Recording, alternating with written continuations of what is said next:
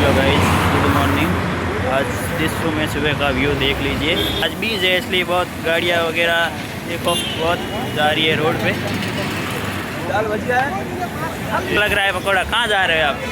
अभी हम गुजरात से आए थे। गुजरात में कहाँ से? वो साबरकांठा से। अच्छा, हाँ, रनुजा गए थे बीज बनने के लिए। बोलो रोनी से लाल की जय जय।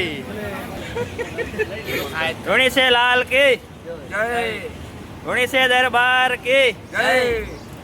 रोनी से जाके आगे हाँ, पकौड़ी कैसी लगी यहाँ की देशु गांव की?